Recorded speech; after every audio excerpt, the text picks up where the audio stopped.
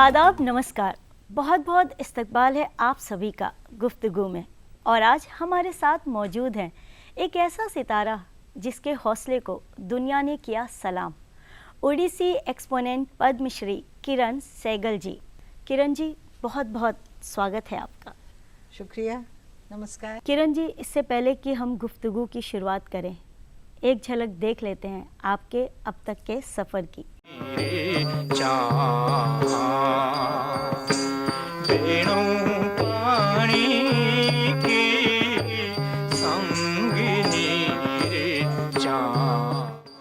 किरण सहगल ओडिसी नृत्य की दुनिया का एक चमकता सितारा।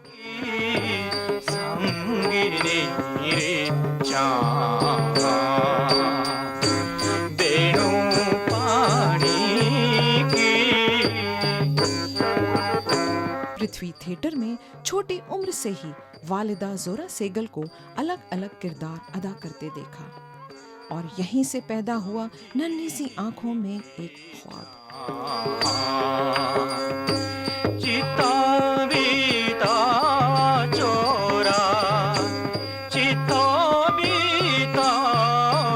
जिसे कड़ी मेहनत, लगन और जद्दोजहद से हकीकत में तब्दील किया और नृत्य की दुनिया में हासिल किया आला मकाम।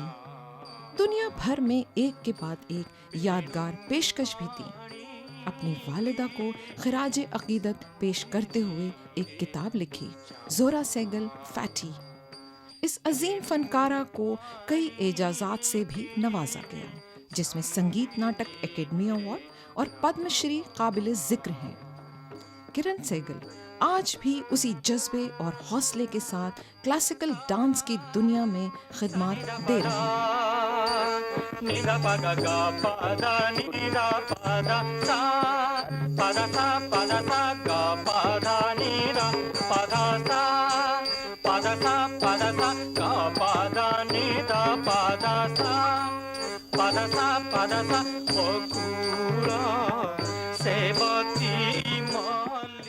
क्या बात है, बेहद बेहतरीन सफ़र रहा अब तक आपका। कैसे आपके इस सफ़र की शुरुआत हुई?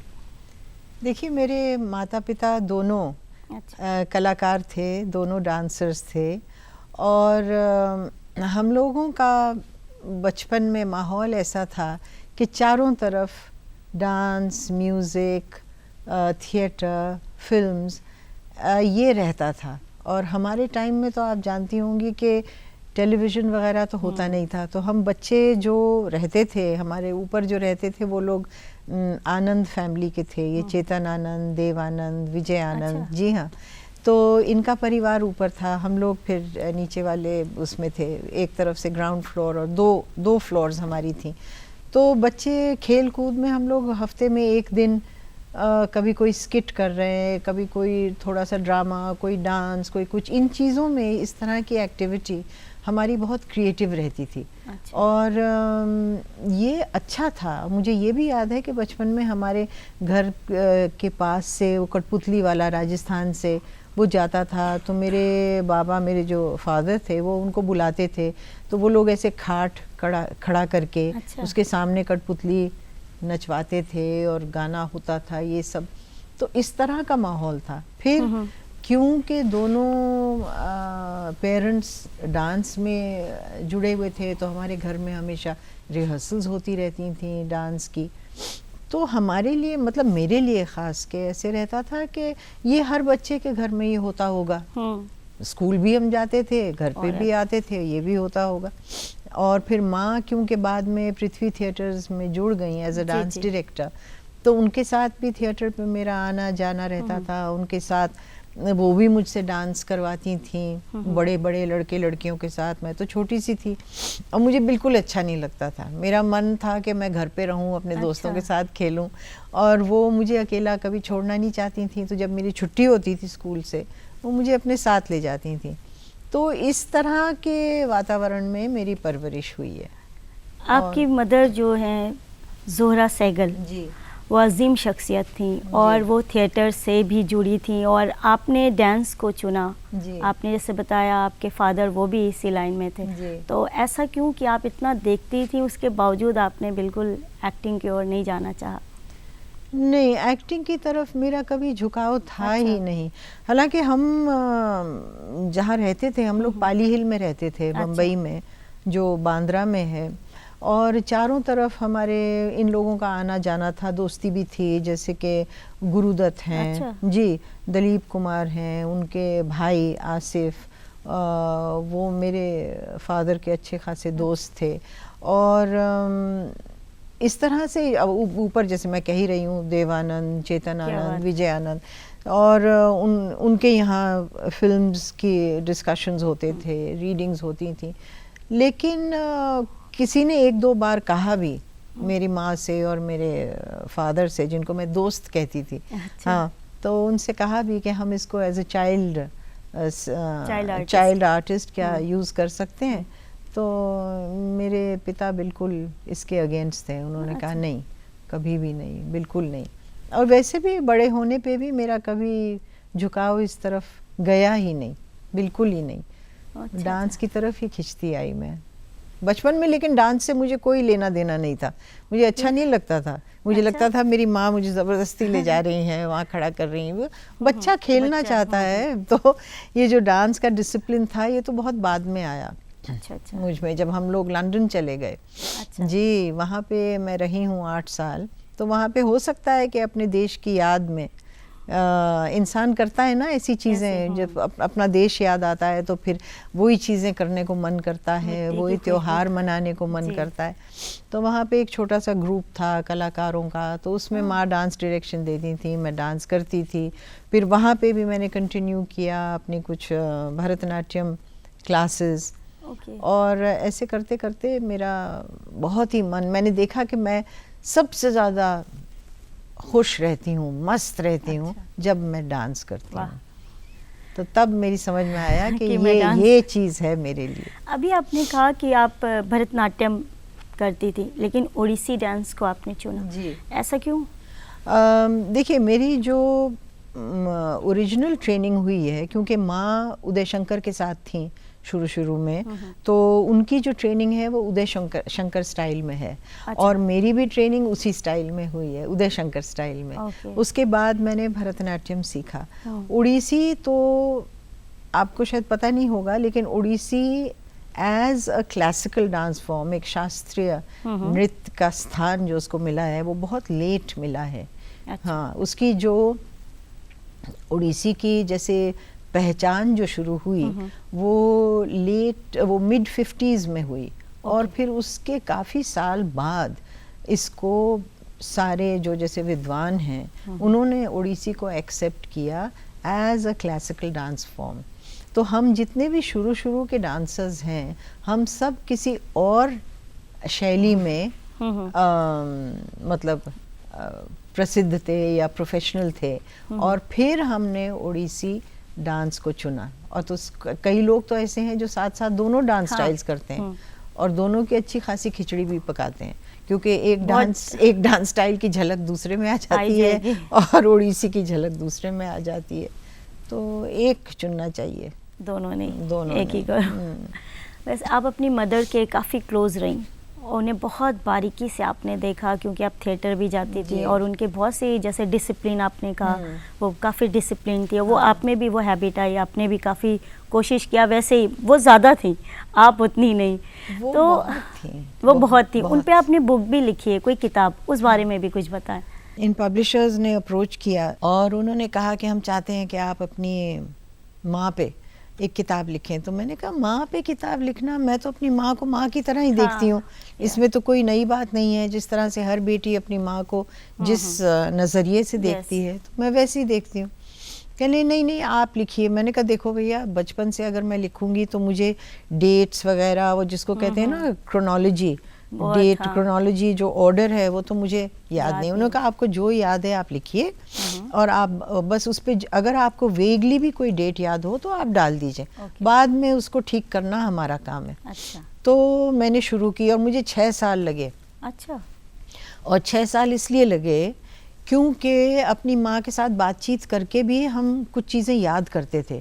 तो जब उनके पास टाइम होता था, मैं टूर पे होती थी, जब मेरे पास टाइम होता था वो कहीं शूटिंग कर रही होती थी, तो ये बड़ी मुश्किल से बैठ बैठ के हमने कुछ गिने चुने लम्हे जैसे कहते हैं ना, यहाँ वहाँ इधर उधर करके बैठ के उस किताब को मैंने मतलब किया किसी तरह से ख़त्म, फिर बैठ के उसको डेट वाइज सारा वर्कआउट किया, और इस तरह से ये किताब, ये कोई इतनी बड़ी वाहवाह करने वाली किताब नहीं है, ये सिंपल सी किताब है, बस जहाँ एक बेटी अपने माँ के बारे में और उनकी कुछ आदतों के बारे में लिख रही है जो शायद आम जनता को मालूम ना हो।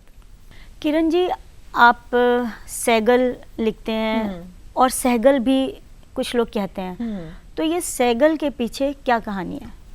वैसे तो सहगल होना चाहिए, अच्छा, है ना, लेकिन सैगल हम लोगों ने इसलिए मतलब ज़्यादा, काफ़ी सारे हमारे परिवार के लोग ये लिखते हैं क्योंकि मेरे एक ताया पढ़ाई के लिए चले गए अब्रॉड। अच्छा, हाँ, या तो कैम्ब्रिज या ऑक्सफोर्ड, मुझे ठीक से पता नहीं। जब वो वहाँ से वापस आए तो जाहिर सी बात है कि अंग्रेज़ों का पानी फिर गया उन पे।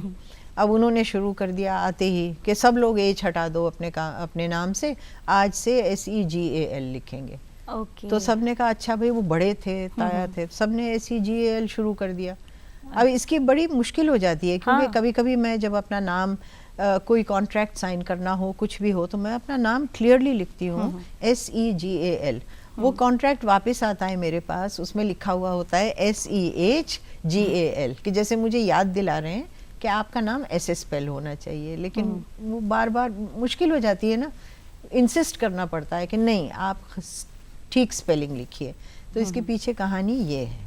आप एक बेहतरीन कोरियोग्राफर भी हैं, आपने बहुत से परफॉर्मेंसेस दी है, पर उनमें से आपका सबसे पसंदीदा कौन सा है? वैसे पसंदीदा तो बहुत सारे होते हैं क्योंकि हर चीज़ अलग अलग समय पे अलग अलग मतलब सोच के साथ बनती है। किंतु रामायण जब मैंने बनाई तो उसमें बहुत मज़ा आया, और उसके पीछे भी एक कहानी है।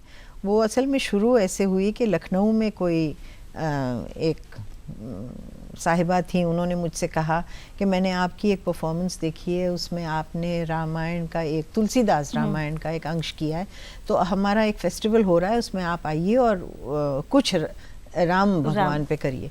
तो ठीक है भाई, हमने एक उस पे एक मंगलाचरण जो एक इन्वोकेशन होता है उड़ीसी डांस में, जो सबसे पहला पीस होता है डांस का, पूजा होती है, तो हमने राम पे उस पे कुछ किया। और करने के बाद चलिए लखनऊ में हो गई परफॉर्मेंस, बहुत जैसे करते हैं लोग, अच्छा हुआ, ये हुआ, वापस आ गए। अब हमारी जैसे हमारे संगत के जो कलाकार हैं उनके साथ मेरी कुछ बात हुई, मैंने कहा कर तो हम गए लेकिन मज़ा नहीं आया। तो फिर हमने डिसाइड किया कि चलो इसको छोड़ो। रोज़ का जो हमारा रियाज होता था उसमें हम पुरानी चीज़ें भी दोहराते थे, नई चीज़ें क्रिएट करते थे, तो हमने कहा इसको छोड़ो, अभी ऊपर वाले की इच्छा नहीं है कि हम इसको छुएं। कुछ सालों के बाद मैंने कहा चलो उसको दोबारा करते हैं। तो उसको जो करने लगे तो धीरे धीरे मैंने देखा कि मैं हर एक कैरेक्टर को बन के उसका अभिनय करने लगी। अच्छा, मतलब मैं राम भी बन जाती थी, सीता भी बन जाती थी, लक्ष्मण भी, मंथरा भी, दशरथ भी, हैं, जटायु भी, रावण भी, होते होते होते मैंने कहा ये तो पूरा एक 40 मिनट का एक पीस बन गया है। फिर हमने एक एक्सपेरिमेंट किया, उसको किया इधर उधर, तो वो भी बहुत सक्सेसफुल रहा। अच्छा। फिर मैंने सोचा कि इसमें क्यों नहीं हम कुछ और आर्टिस्ट्स को इसमें ज्वाइन करें, और हमने किया, और होते होते 13 डांसर्स उसमें आ गई, होते होते उसमें शैडो डांस भी आ गया। मतलब बीच पूरा जो स्टेज है वो आधे में कट करके एक शैडो कर्टन आता था, और कुछ उसमें ऐसे पीसेस हैं जो हम शैडो में दिखाते हैं। तो वो चीज़ बहुत सक्सेसफुल हुई, और यहाँ बहुत जगहों पे हमें बुलाया गया और हमने किया, लेकिन बड़ी मुश्किल होती है उसको, क्योंकि 13 डांसर्स को बार बार इकट्ठा करना और फिर लगातार ट्रेनिंग उनकी चलती है, तो मुश्किल काम है, लेकिन मज़ा बहुत आता है। और भी चीज़ें करी हैं, जैसे टैगोर के गानों पे, जो अब इस कोविड की वजह से हमने कुछ किया नहीं पिछले 2 साल से, नहीं तो हर मई के महीने में जब भी उनका जन्मदिन आता है तो यही कविताएं हम लोग प्रस्तुत करते हैं। तो काफ़ी बंगालियों से तो बहुत अप्रिसिएशन मिलता है, हम बहुत खुश होते हैं। अभी भी आप सिखाती हैं? सिखाती हूँ, लेकिन आजकल जैसे मैंने अभी कहा कोविड की वजह से नहीं। सिखाने का मज़ा थोड़ा कुछ बदल सा गया है, क्योंकि हर चीज़ ऑनलाइन है। अब ऑनलाइन में ये है, आप कह तो दें कि भाई यूं चौक में बैठो, त्रिभंग में बैठो, आप डिस्क्राइब करें। कैसे आप इसको डिस्क्राइब करते होंगे? वो थोड़ा सा दिखा के या फिर थोड़ा सा अपने साथ एक सीनियर डांसर को लेके, जैसे उड़ीसी में एक भंगिमा है, एक खास ढंग है खड़े होने का। अच्छा। उसे हम कहते हैं त्रिभंग। अच्छा। त्रि यानी तीन, भंग मतलब मुड़ा हुआ। तो जो नृत्यांगना है, जो डांसर है, उसका जो पूरा शरीर है वो 3 जगहों से मुड़ा हुआ होता है, एक गर्दन से, एक कटी से और एक घुटने से। फिर इस तरह से त्रिभंग है, फिर अतिभंग है, अतिभंग मतलब उससे भी ज़्यादा शरीर और मुड़ा हुआ। फिर एक चौक है, जो जैसे भरतनाट्यम में डांसर खड़ी होती है ना यूं करके, चौक में हमारे हाथ थोड़े ज़रा यूं होते हैं, पैर और दूर होते हैं। चौक मतलब एक चौकर आकार चौक का। तो डांसर जब बैठती है तो ऐसा लगता है वो एक चौक के आकार में है। तो ये आपने दिखा तो दिया, लेकिन बच्चा जब उसको नहीं कर पाता ऑनलाइन या जो आपसे सीख रहा है, तो उसकी जो कैसे कहना चाहिए, नज़ाकत या नाजुक बारीकियां जो होती हैं, वो बड़ा मुश्किल होता है, क्योंकि आप उसका हाथ पकड़ के तो नहीं कर सकते ना। अब जैसे कोई भी मूवमेंट है, ऐसे रिस्ट की मूवमेंट है, आप समझा रहे हैं और वो यूं यूं यूं यूं कर रही है बच्ची, क्या करें? आप उसको कर करके दिखा रहे हैं कि भाई देखो, मुश्किल है, आपको अपनी रिस्ट ऊपर उठानी है, रिस्ट ऊपर उठानी है, और वो यूं कर रही है तो मुश्किल होती है। पर ये ऑनलाइन की यही प्रॉब्लम है। जी जी। किरण जी, अभी तक आपको बेहद बहुत सारे अवार्ड से भी नवाजा गया है जी, पर उनमें होता है ना, जो पहला अवार्ड होता है वो हमेशा यादगार होता है। उस पल को हमेशा जब याद करो तो लगता है उस अवार्ड की बात कुछ अलग थी। तो वो फर्स्ट अवार्ड की क्या यादें जुड़ी है, कैसा फील हुआ था उस वक्त? फर्स्ट अवार्ड तो यहाँ पे दिल्ली का ही था, साहित्य कला परिषद का, जो अब वो लोग अब ये अवार्ड्स नहीं देते। लेकिन जब वो चिट्ठी आई मेरे पास तो मेरी तो कुछ समझ में ही नहीं आया कि फिर मैं सोचने लगी, मेरी माँ थी दूसरे कमरे में, मैंने उनसे कहा मुझे क्यों दे दिया इन्होंने तो कह ली किसी ने देखा होगा तुम्हारा काम और पसंद किया होगा। तो और जब अवार्ड रिसीव करने गए तो घबराहट सी तो होती है, नर्वसनेस होती है, लेकिन खुशी भी बहुत होती है। बहुत। माँ का क्या रिएक्शन था उस टाइम जब आपको मिला पहला अवार्ड? उन्होंने तो मुझे आशीर्वाद दिया इमीडिएटली, बहुत खुश हुई, बहुत खुश हुई। माँ बहुत आपके घर में बहुत स्ट्रिक्ट थी जो मैंने पढ़ा है, तो कैसा उनके साथ अब कैसे वक्त बिताती थी? बहुत डरती थी मैं उनसे। अच्छा। हाँ, बहुत स्ट्रिक्ट थी। मुझे याद है जब थिएटर में अपने साथ ले जाती थी, और वो समझो उनकी जो रिहर्सल्स होती थी, बम्बई में एक जगह है ओपेरा हाउस करके, चरनी रोड पे, तो ओपेरा हाउस में रिहर्सल्स होती थी। तो बड़ा सा स्टेज था जिस पे वो रिहर्सल्स करती थी अपने स्टूडेंट्स के साथ, स्टूडेंट्स मतलब जो एक्टर्स थिएटर के हैं। और जब मेरा काम उसमें नहीं होता था तो वो जो पीछे जैसे सीट्स हैं, ऑडिटोरियम है पूरा, पीछे सीट्स है, सामने स्टेज है, तो वो मुझे पीछे वाली जो सीट है, जो पहला रो है सीट्स का, उसमें बीच में बिठा देती थी और कहती थी यहाँ से एकदम उठ के नहीं जाना, क्योंकि उनकी पीठ होती थी मेरी तरफ, वो सिखा रही हैं यूं, मैं इधर बैठी हुई हूँ, वो जो डांसर्स हैं वो मुझे फेस कर रहे हैं। फिर मैं देखती थी कि ये तो बिल्कुल ही अपने काम में मस्त हो गई हैं, मसरूफ हो गई हैं, थोड़ी देर के लिए भाग लो बाहर। तो बाहर एक कैंटीन होती थी। अच्छा। तो मैं भाग के बाहर निकल जाती थी। अच्छा। और जैसे ही मैं वहाँ बैठती थी तो वहाँ पे कुछ लोग होते थे थिएटर के, अरे आजा किरनी फिरनी, कोको कोला पिएगी, ये खाएगी, वो खाएगी। मैं बहुत खुश। बस 5 मिनट बैठी नहीं कि अंदर से कोई आ गया, किरण जोरादी बुला रही हैं, किरण। ओ मेरा तो खून सूख जाता था, भागी कोक वोक सब छोड़ के। और जो मैं डांट खाती थी उस टाइम, वहीं पे शुरू, वहीं पे, खबरदार जो यहाँ कहीं भी गई, कहाँ गई थी बगैर पूछे, एकदम हाँ कहीं नहीं लेकिन बड़ी होके जी हमारे लड़ाई झगड़े काफी होते थे। अच्छा। हाँ, छोटी छोटी बातों पे। हाँ। और कुछ चीजें ऐसे होती थी जिसपे मैं उनको डांट देती थी। हाँ। तो तब मुझे पड़ती थी, तब पड़ जाती थी। How dare you talk to me like this, तुम मेरी माँ हो कि मैं तुम्हारी माँ तुम्हारी हूँ। तो बड़े प्यार से उनको समझाना आप उनकी एक पड़ता अच्छी था। क्रिटिक भी रही होंगी।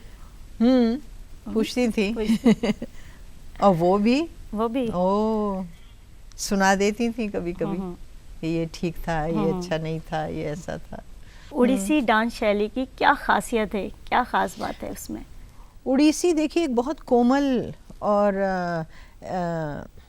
लास्य से भरा हुआ अच्छा। डांस है। हाँ, लेकिन मैं देख रही हूँ धीरे धीरे धीरे धीरे ये काफ़ी चीज़ें बदलती जा रही हैं। माहौल भी बदलता जा रहा है, हर चीज़ में आपको इम्पैक्ट करना पड़ रहा है। लोगों के पास अब वो कैसे कहना चाहिए, वो धीरज नहीं है कि बैठ के एक कलाकार को देखें कि वो धीरे धीरे कैसे उभरता है। पहले डांस के पीस से, पहली पूजा से लास्ट तक, यू नो कि अगर उनको एकदम से कोई धमाकेदार चीज़ ना उनको छुए तो उठ के चल देते हैं। तो इस तरह का अब हो गया है ना ऐसा माहौल। लेकिन कभी कभी बड़ी मुश्किल होती है, क्योंकि आपसे कहा जाता है कि जैसे आप बहुत एक बड़े शो में, समझो मेरी लड़कियां डांस कर रही हैं, मेरा ग्रुप डांस कर रहा है, वो कह रहे हैं किरण जी आपके पास 4 या 5 मिनट हैं और इसमें आपको इम्पैक्ट क्रिएट करना है उड़ीसी का। अब उड़ीसी सच अ डांस, सच अ लिरिकल डांस फॉर्म, उसमें आप धूम धड़का यू नो कैसे लाएं? जी। तो वो आप थोड़ा सा तो कुछ करते हैं, लेकिन उसमें वो जो शैली है ना वो मार खाती है। अच्छा। ये हो जाता है। ये नहीं है कि उड़ीसी में अब जैसे डांस में तांडव और लास्य 2 अंग हैं। तांडव है जो ज़्यादा शक्तिशाली पुरुष की तरह, हाँ, जिसको हम विगरस डांस फॉर्म, तो वो तांडव एस्पेक्ट है। लास्य है जो बहुत फेमिनिन है।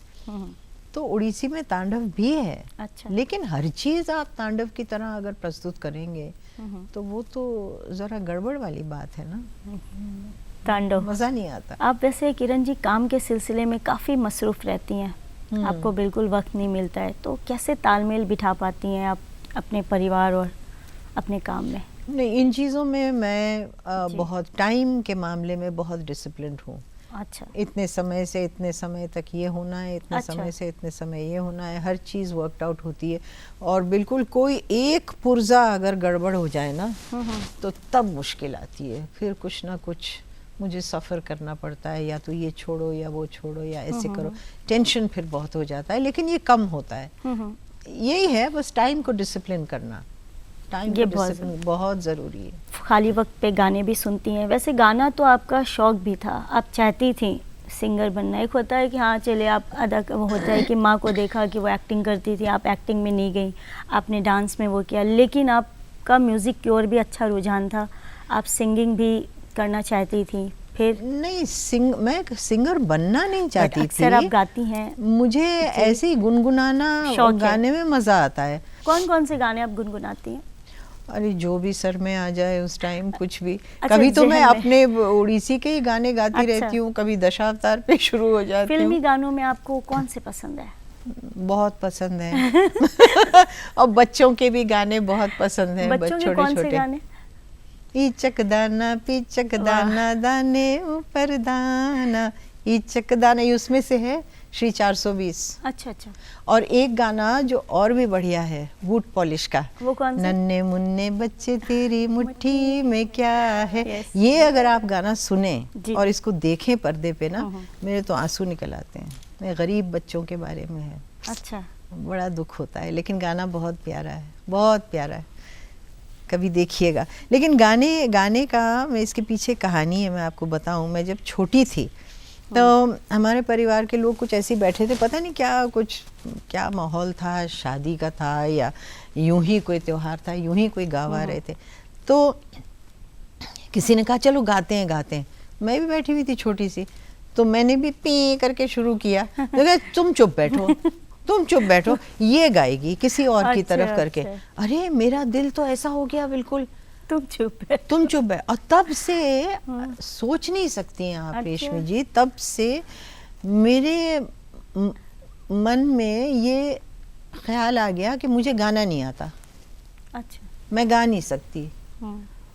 और यहाँ जब मैं लंदन से वापस दिल्ली आई, क्योंकि भरतनाट्यम सीख रही थी, तो मैंने कर्नाटक म्यूज़िक भी बहुत डरते डरते क्लासेस शुरू करी। सिर्फ गाना मतलब एक गायक बनने के लिए नहीं, पर क्योंकि मैं भरतनाट्यम, हाँ, तो उसके हिसाब से।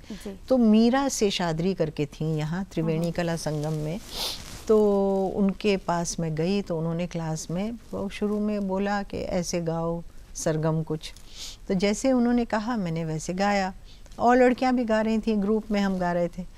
फिर थोड़ी देर के बाद वो मुड़ के कहने लगी, Kiran, have you learned singing before, क्या तुमने पहले गाना सीखा है? अब मैं डर गई, मैंने कहा ज़रूर ये बोलेंगे कि तुम गा नहीं सकती हो। मैंने कहा no Meera ji, I have not learn singing.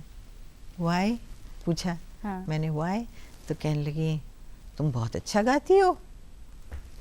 लो, मेरा तो जैसे कहते हैं ना, पूरा दिन मैं तो एक दूसरी दुनिया में थी। मुझसे कभी किसी ने कहा ही नहीं कि तुम बहुत, तुम्हारी आवाज़ बहुत अच्छी है, तुम बहुत अच्छा गाती हो।